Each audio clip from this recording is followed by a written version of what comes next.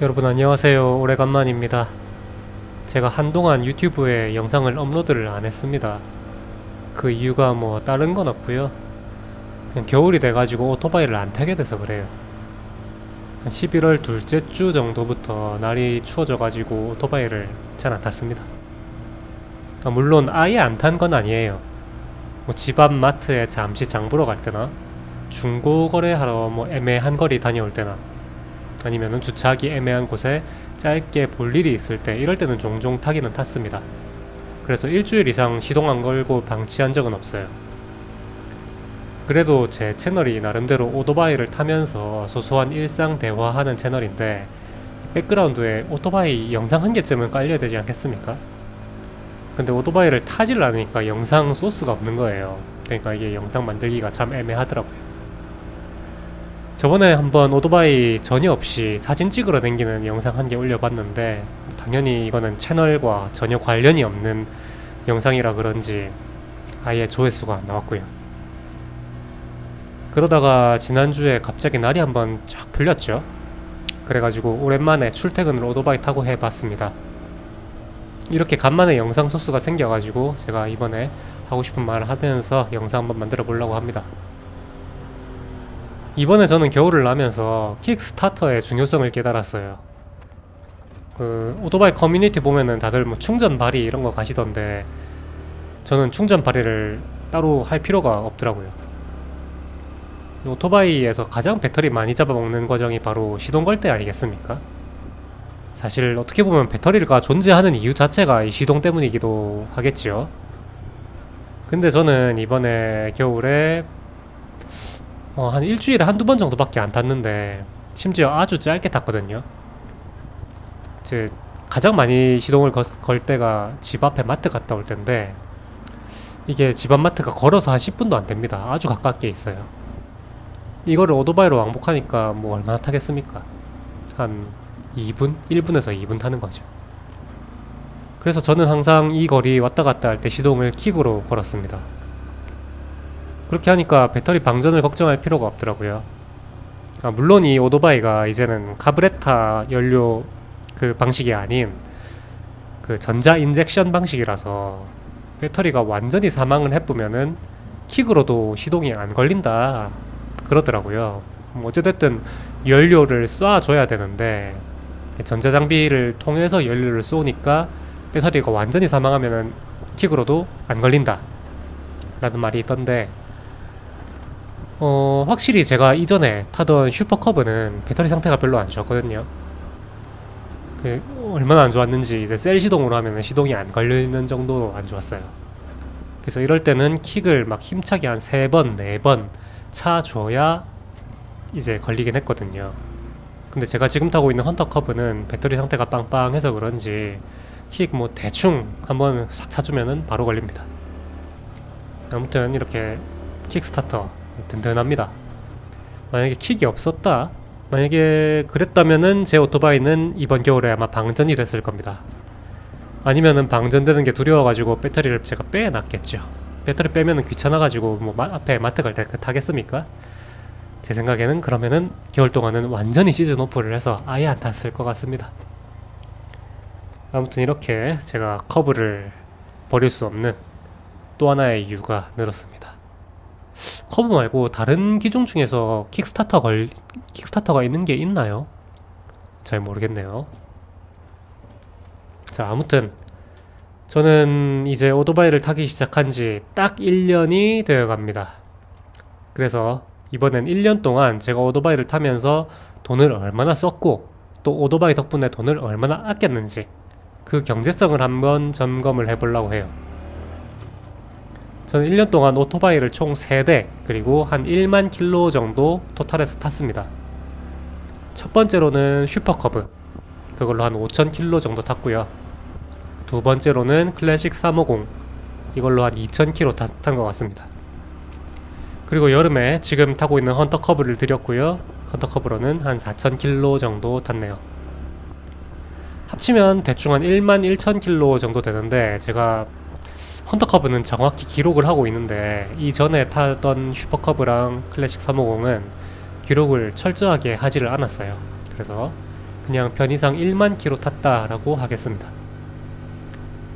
저는 다른 오토바이 애호가 분들에 비해서 그 흔히 말하는 바리를 그렇게 많이 다니지는 않았어요. 초반에는 이게 재밌어가지고 괜시리 나가서 돌아다니고 오고, 출퇴근할 때도 퇴근할 때 멀리 돌아가지고 오고 그러긴 했거든요. 근데 시간이 지나면 지날수록 저한테는 뭐 그 정도 열정이 안 생기더라고요.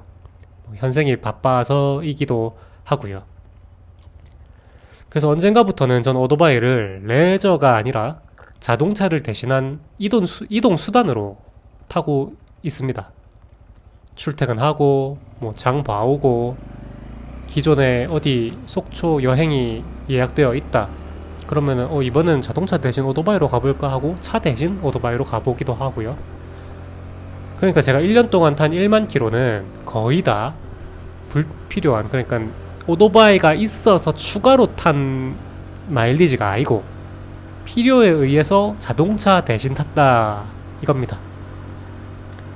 제가 탄 오토바이들은 셋 다 저배기량에다가 연비가 좋기로 유명한 애들입니다. 뭐 슈퍼컵이야 말할 필요가 없고, 클래식 350도 제가 탈 때 한 35km?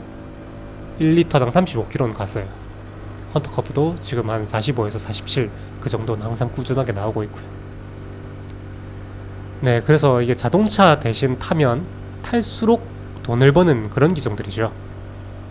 이런 점들을 종합해서 1년 동안 제가 오토바이를 타서 지출한 금액, 그리고 세이브한 금액은 또 얼만지 이런 거를 본격적으로 비교 한번 해보겠습니다.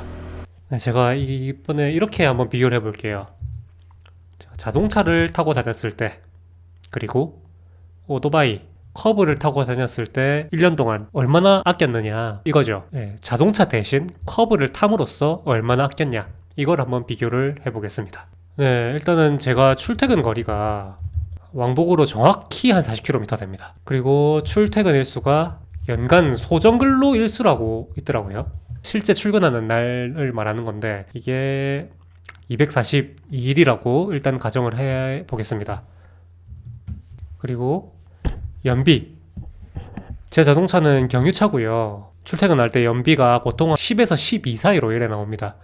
엄청 날 좋은 날은 막 13, 14, 15 이렇게 나올 때도 있긴 한데, 날이 안 좋거나 교통 상황이 안 좋을 때는 8, 9 이렇게 떨어지는 날도 있기 때문에 평균 잡아서 한 11 정도로 하면 될 것 같고요. 커브는 지금 제가 45에서 49, 50 왔다 갔다 합니다. 45라고 좀 보수적으로 잡도록 할게요. 평균 연료비, 이거는 제가 오피넷 가가지고 평균 판매 가격을 보면은 휘발유는 1646.71원이고요. 경유는 1502.69원이네요. 이걸로 하면은 공정할 것 같습니다. 네, 제가 이렇게 해서 그러면은 1년 동안 소요 비용 얼만가, 출퇴근을 풀로 커브로 했을 때, 그리고 풀로 자동차로 했을 때 과연 1년에 나는 얼마의 연료비를 아낄 수 있는가 한번 계산을 해볼게요. 제가 1년 동안 연료비가 이래 나온다, 이거를 계산할 수가 있습니다. 소수점 다 없애도록 하겠습니다. 자, 이렇게 됩니다. 제가 1년 242일을 전부 다 자동차로만 출퇴근을 한다, 연료비가 132만원 정도가 나오고요. 전부 다 커브로만 한다 그러면 35만원 정도 나옵니다. 이거의 차가 얼마인지 한번 볼까요? 차이가 96만 8천원 정도 나네요. 어마어마합니다. 물론 제가 1년 242일 전부 출퇴근을 커브로 하지 못해요. 한 100일 정도 한다고 쳐볼게요. 100일 1년에 100일을 제가 이걸로 대신한다고 하면은 차이는 40만원입니다.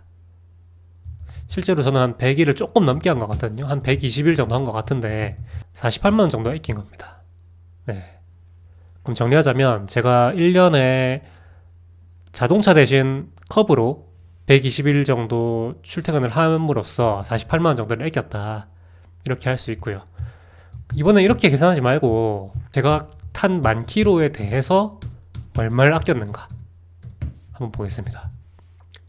100만원 아꼈네요. 100만원. 네, 제가 자동차 대신 커브로 만 킬로를 운행을 함으로써 연료비를 100만원 아꼈습니다. 자, 그러면 아낀 돈은 100만원인데 문제는 커브에 대한 지출이 있죠.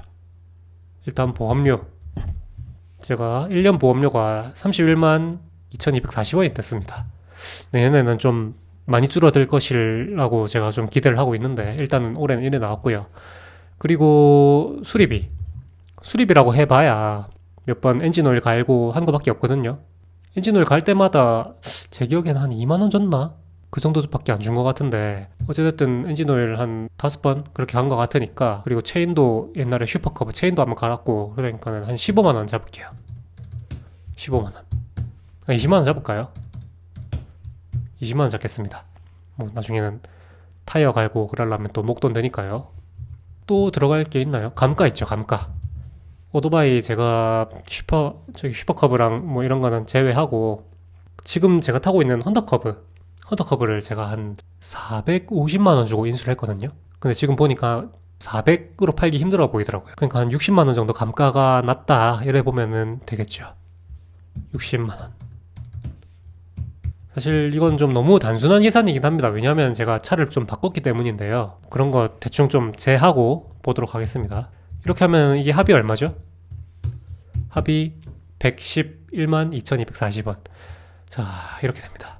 제가 10,000km를 자동차 대신 커브를 탐으로써 100만원을 아꼈지만 실제로 지출한 비용은 그보다 더 크다. 그러니까 이게 돈을 아끼기 위해서 슈퍼커브를 탔다 또는 헌터커브를 탔다, 이거는 어불성설이다, 이렇게 보면 되겠습니다. 물론 여기에서 제가 아낀 비용이 이게 다가 아니에요. 주차비를 내야 하는 그런 곳에 슈퍼커브를 타고 감으로써, 이 오토바이를 타고 감으로써 아낀 주차료 이런 게 소소하게 좀 더 붙긴 하거든요.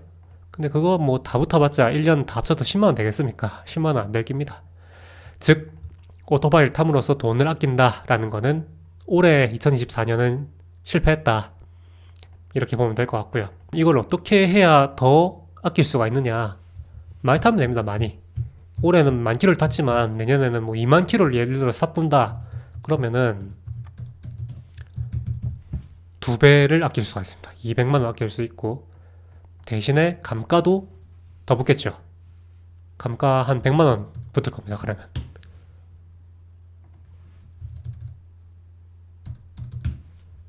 그렇게 되면은 조금 아낄 수가 있다. 즉 10,000km 타서는 거의 뭐 손익분기점을 넘기기가 어렵고 한 20,000km 타야 돈을 좀 아꼈다 소리를 들을 수가 있다, 이렇게 볼 수가 있겠습니다. 물론 20,000km 타면은 100만원보다 감가 더 하겠죠. 뭐 3만 뛴 오토바이를 누가 300 주고 인수를 하겠습니까? 네. 100만원보다 더 할 거니까 사실상 비슷해진다, 이렇게 보면 되겠습니다.